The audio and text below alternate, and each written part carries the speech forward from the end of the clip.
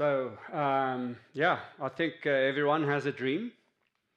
Mine was to follow in my father's footsteps, becoming an airline pilot, taking people around the world to beautiful destinations. Our journey actually started in Tahiti. I'll let you define who I am. And my father was based in Tahiti itself and was flying between islands above those beautiful colors, and he was taking me on flights often. And of course, he took a lot of pictures of me as a kid. So the pressure was there, and I guess I had no choice but to become an airline pilot. So it all started as a bush pilot, and I was taking people to see the elephants in Africa. And eventually I became a corporate pilot, flying government people around and celebrities, until the age of 27, where I was very lucky. I entered Air France. So it was a dream come true. Of course, when you're a kid, whether you're a little girl or a little boy, because everyone talks about boys, but lots of girls now, they dream about those big airplanes, fantastic, and you see them on TV, and you see them on magazines. You can't reach them. But then guess what? I flew the Boeing 747 for 5 years around the planet, and I even finished my career on the largest airliner ever built, the Airbus A380. So life was good. I was flying around the planet until disaster struck, literally.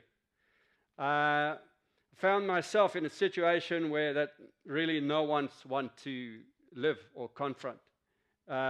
Before you knew it, I had actually kidney cancer without knowing it, and I was on very quickly, in matters of hours, I was on a operation table, and I came out with a kidney lighter left and 7-centimeter tumor. And so I was sent home to reflect on what really happened. I'd find out what the course of action would be. You must know that my subject was biology when I was young. And before you knew it, I was trying to find out what I was going to do. Well, I was back in the cockpit before 6 months, so nobody could believe it. And so soon after, I was crossing the Atlantic, and I was landing in wonderful destinations like New York. I don't know if some of you had the chance to fly towards Times Square, and you see this early morning, these beautiful lights, all sorts of different colors shining at you, and you walk around breakfast and you see those donuts, and the donuts, they actually match in terms of colors. They match the colors outside. So it's difficult for a person to resist. I was feeding my cancer that actually started, early on, and inflammation was still there. So what happened a few years later is that they found out that I relapsed, and they counted up to 26 tumors, both lungs. And so I was clearly heading for a nosedive, because at the time, kidney cancer becoming metastatic, it's not much better today, but there's no treatment. Everyone, there's no exception, dies from its cancer from 3 to 5 years. Those are the official figures. So I'm 14 years later, no cancer. So what happened? I was directed to Professor Bernard Escudier. So this guy, amazing. He was the president or the chairman of ESMO, the European Society of Medical Oncology. So the top of kidney cancer in Europe. And not only he accepted, or he was glad to listen to me, but on top of it, he accepted to follow my sort of unconventional approach. And we talked about it, and we decided that the first course of action to gain time, because remember, there's no treatment, was to get an operation. So I came across, I had a few days to go, I came across Walter Longo, with whom I have a special relationship. We're going to have a documentary coming out, famous. He was already regarded as the #1 biologist worldwide to have results with calorie restriction and fasting against cancer with treatments. And he was glad to actually explain to me a few things, the biology of fasting, and you know, he gave me a program to study. That's what's going to take me a few months to study. Anyway, I decided to fast for 13 days, and before my operation. So what happened is that I saw 2 doctors that morning, and with 13 days of fasting, we were going to start by 10 tumors on the right side. And after this 13 days, 5 out of 10 had totally gone. They were dead. And so that was confirmed by the surgeon. And that was pretty amazing. So I had to go through these operations. This is called a thoracotomy. So what they do is they come through the back and they sort of spray you. They take the lung out. They deflate it first. Then they sort of clean it up, you know. And once it's nice and clean, they put it back in again. They pump it up. It's exactly this. And then they glue you down there. And off you go. You go home. And then you go and reflect what happened with your wife. And you start thinking of all sorts of things that would be possible for me. I had to do something with the knowledge I had already. Before, in aviation, before you face a situation, an emergency situation, you always go through a course of action called the 4-deck. Every time we do this, we never, ever do something else. So this goes by facts, options, risks, and you do that as a team. Once you've gone through that, you take a decision. Once you take a decision, you execute this decision, and then you check alongside the execution that it goes according to plan. And if something goes wrong, you go to another 4-deck. So that's how it goes. And so, but in order to implement a 4-deck, I had to identify the guys who would bring the serious, I would call it knowledge, science. And the first guy I met was Dr. William Lee. William Lee is a fantastic guy. In fact, he was working with Bernard Escudier, my oncologist, years ago. And he's a master at research. He specializes in angiogenesis. And he explained to me what was the course of action for me to, you know, had to go through. And he explained to me what anti-angiogenesis was.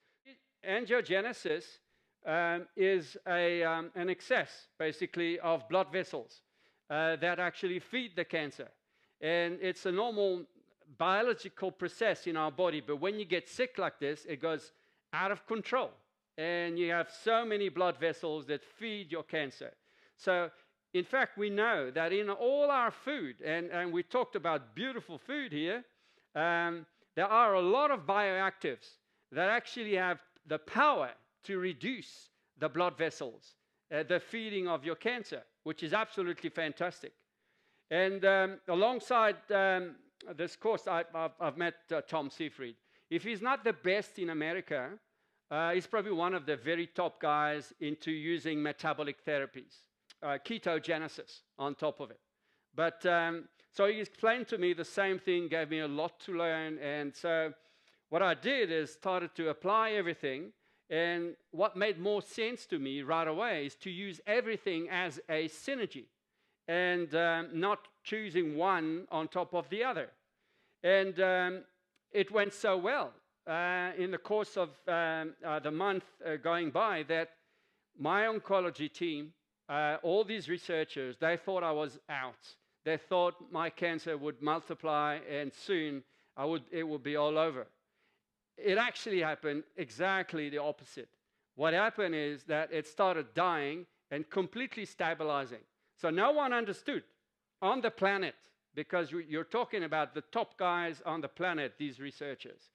And so I was becoming some sort of a guinea pig, yeah, really for them. And it went so well that 18 or 19 months later, guess what? I was back in the cockpit. And not in any cockpit. This is where I had a shot at the Airbus A380. And so I finished my career on it. But then, you know, during this course of action, I had an idea. And this idea was going to be something that would change pretty much the course of cancer treatments. This is what's happening now. We got everybody together under the same roof in Gustave Roussy. So I presented this idea to all of them, and they all agreed, incredibly enough, to come to France. We needed money, and we needed help. And we had our general director of Air France, Jean-Marc Trochon. He said, "What can I do for you? This is incredible." Well, he helped us, no cost. Go and get those guys, no problem. And Hotel Accor, is that what can I do for you? We need a hotel, no problem, no cost. And so when I presented that to Bernard Escudier, he was like, "Wow, this is incredible. How did you do this?" Well, now you go and present that to your boss. And who's the boss? The general director of Gustave Roussy. Now, Gustave Roussy, remember, that's the first cancer center in Europe. Not only in France, in Europe. Third in the world. What did Alexander Egamont, say? Bring JJ over. We cannot afford not to have it at Gustave Roussy. We've never done it before, and we have to have it at Gustave Roussy.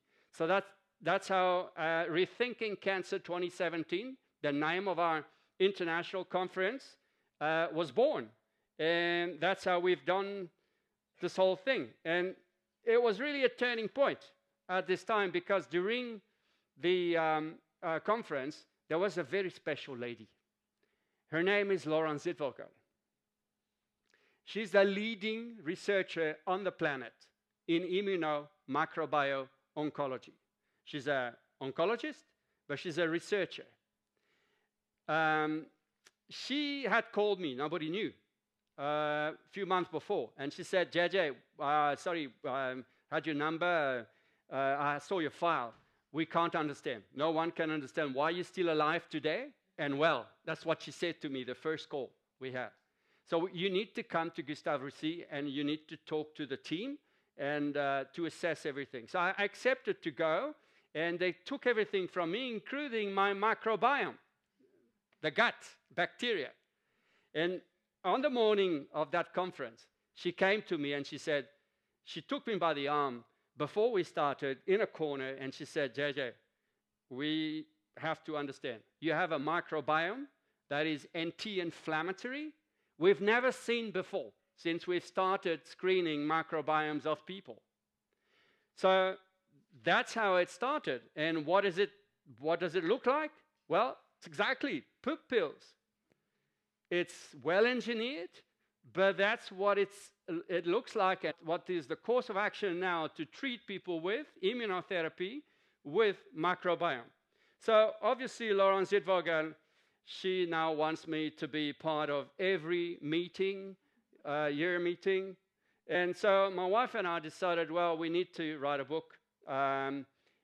Thanks to her talent, writing talent, we wrote this book called Flying Against the Odds, and we built a website. So of course, yeah, I'm going to finish this quite quickly. You know, it's all about doing conferences and telling the people, because there's a lot of stuff that people don't know. Today, cancer therapies don't know about metabolism. They don't use metabolism, and it has a huge impact. What do you have to know about this? Is just that we've identified really our society has gone totally wrong. We have a lot of pollution, the one we can see and the one we cannot see. And what it causes is basically inflammation to the biology of our cells.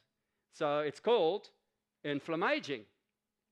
And the three causes, this is perhaps the most important of the talk. Where does it come from?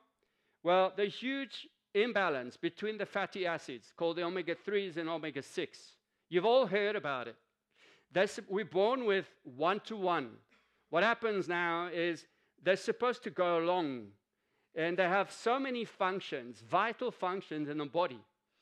Because of our society, the industry has gone mad, food industry. So we have omega-6 up the roof. Omega-3s are not taking off. So basically, everyone's inflamed, and that's why we see cancers from kids today exploding like we've never seen before. The second one, obviously, is a decline of polyphenols. Polyphenols are the switches that switch the inflammation off. So 150 years ago, there were plenty. They dropped by 90%. So if they're not there, inflammation is free to go. And the third one is also very, very important. The beta-glucans 1,6, the type of polysaccharides. Beta-glucans have also gone down by almost 90%. And there's been the compound that's been thought to be by all researchers the best reactive for our immune system. And so if beta-glucans are not there, we can't fight illnesses today, the simplest of illnesses. So of course all this research is out there for everyone to be seen.